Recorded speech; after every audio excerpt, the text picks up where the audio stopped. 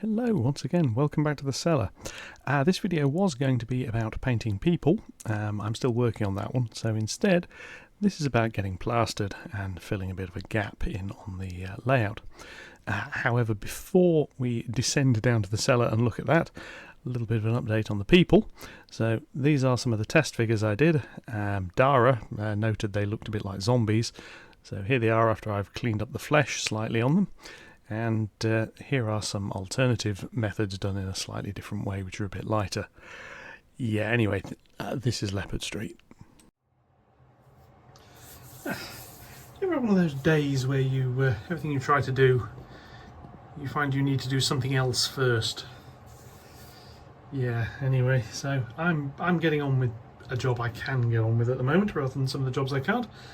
That's this area here. As you've seen, I'm working on the wall, and it's coming on quite nicely.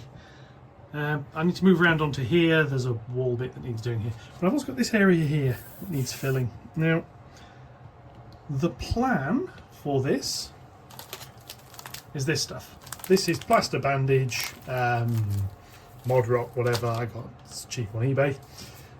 So I'm going to be, tonight, making a start on this area here. And basically what I want to do is fill this gap.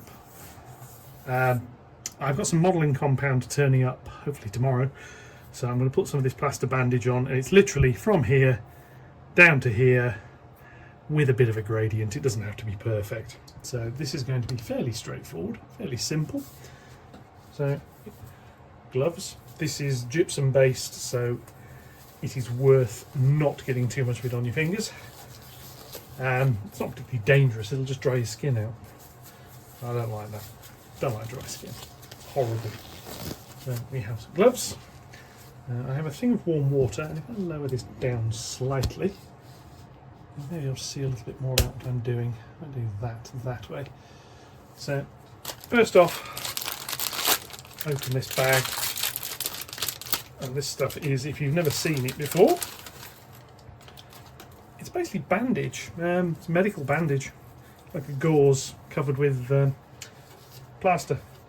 So what I'm going to do is cut myself a few lengths of this just to experiment with, because it's a long time since I've used this. So I'm going to start with some of that. It goes into the water, which soaks it. It then comes out and goes onto the layout. Pretty much like that. And let's smooth that out a bit. Yeah, that's that. So I'm going to keep doing this with a few more pieces. As you see, I can go into slightly smaller pieces than that. That piece was probably a little bit large. There's numerous ways you can do this stuff. The traditional one is obviously paper mache. So literally just torn up bits of newspaper and wallpaper paste. And to be honest, if you've never had the delight of playing with that, you really should give it a go. It's great fun. It makes a terrible mess, but making a mess is what making scenery is all about. Well, I suppose actually, in theory, it's all about making the scenery, but you know what I mean. Making a mess is more fun. A slightly smaller piece here. Yeah, so what I was saying earlier about one of those days. I've been wanting to carry on a little bit more with the little townscape. The problem is, to do that, I need the board at the end. I need to know what I'm doing with the board at the end. And I've worked out I can't do what I'm doing with the board at the end until I've got the extra board across the middle of the layout, that goes across the width, done. Don't have to put the track on it, I just need to know where the board's going to be. So that looks like that's a job for the relatively near future, is building that, which, yeah, should be interesting. So I got on with this because this is a little job I can do without having to worry about anything else. It's one of those things. Every job always needs another job doing before you can finish it. So yes. So I'm putting some of this on now. Obviously, when this, I'm going to put another layer on top of this. Which I'm going to do in a minute. I'm not going to wait an age for this stuff to dry. It's plaster, dries fairly quickly. I'm using relatively warm water just because I didn't want to put my fingers in cold water. So, yeah, that works. Small pieces, basically because I'm going around a corner. So I'll just put some small pieces of this in. This will dry probably fairly quickly. So the plaster usually cures in about 30 minutes.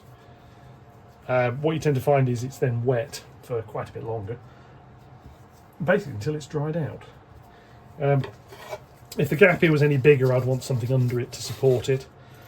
As it is, I think 2 layers of this with then modelling compound is what I'm going to be placing over the top of this, which I've recently seen a video, very timely, on Dib's yard. So if you're not subscribed over there, that's well worth going and having a look, where he's playing around with it. But that's plaster of Paris and I think it's old egg box cartons crushed up. It's like a fibrous mix inside it.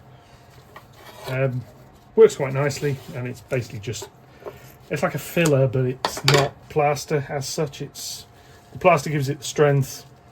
The fibres inside it mean it stays where it's put. So that goes up to there, right up to the edge. Now this obviously, you can see how it leaves a gap.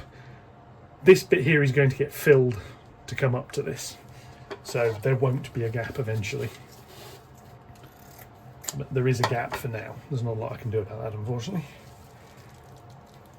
Well, I suppose I could find a way of filling it, but that's sort of what I'm doing here with this. If that makes any sense. Let's put this piece in over here.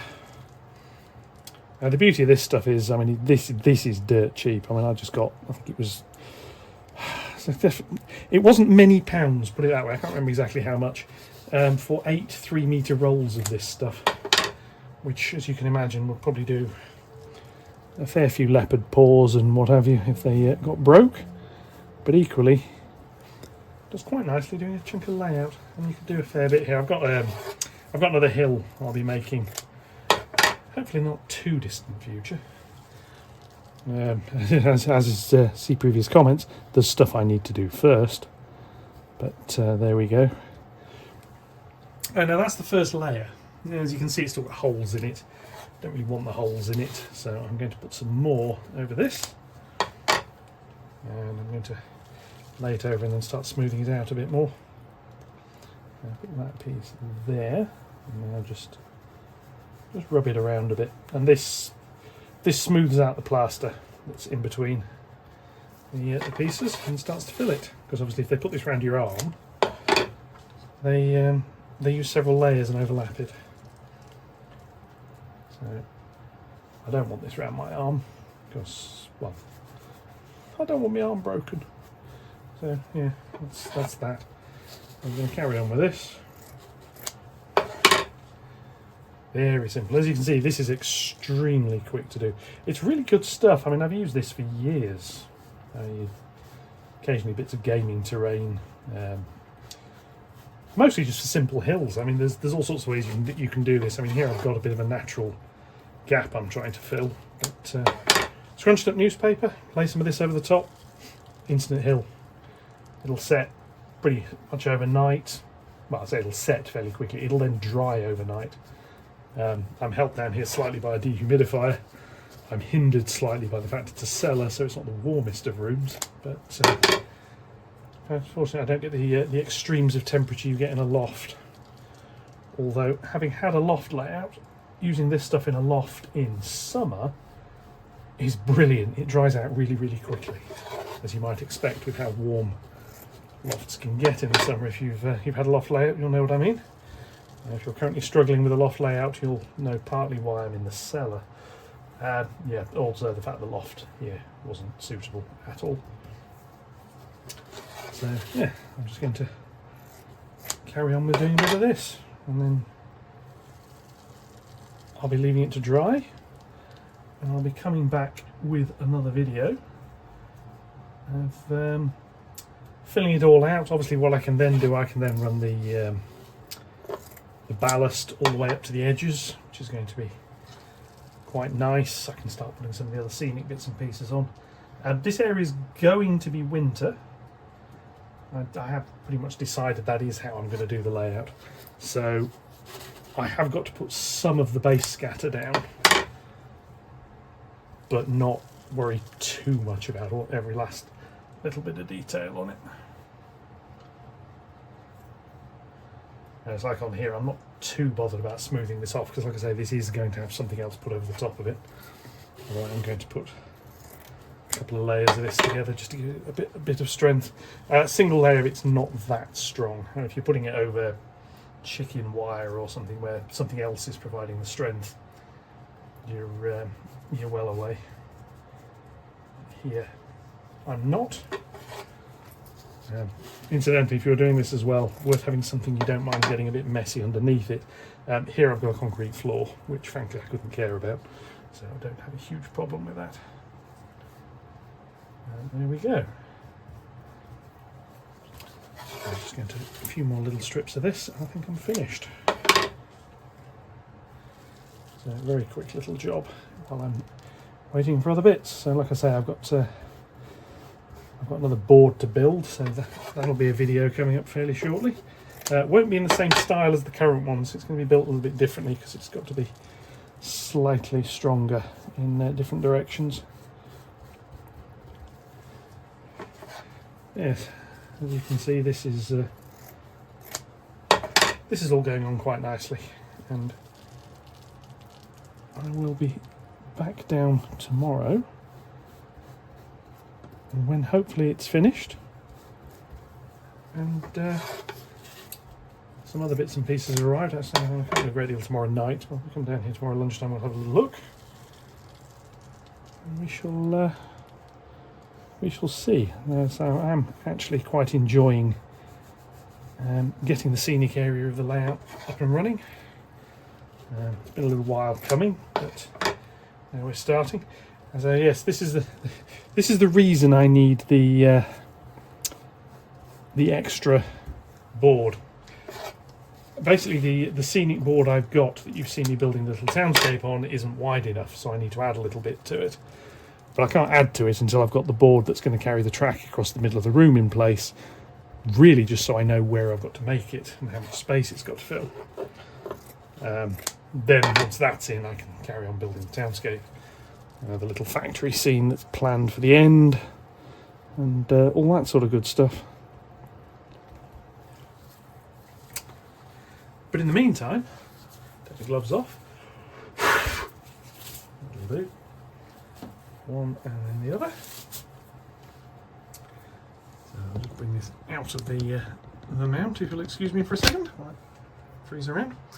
So yeah, that's just plaster bandage, filling that little gap between the boards. Like I say, there's the end, but this area here will have filler building up to the bank at that height. Yes, so the board will go from, I don't know, somewhere about there. Well, it may even come all the way out to here, across to here. There's a diagonal sort of coming across and then going that way. And I'm going to have a little access well in that corner, and this piece of wood I'll have to remove, but this is only temporary anyway. And yeah, we can carry on. So more jobs, but for now that's that. I'm going to leave that to cure, and I'm going to come back tomorrow, so I'll catch you, well, for yourselves in a bit, and we'll see how we go.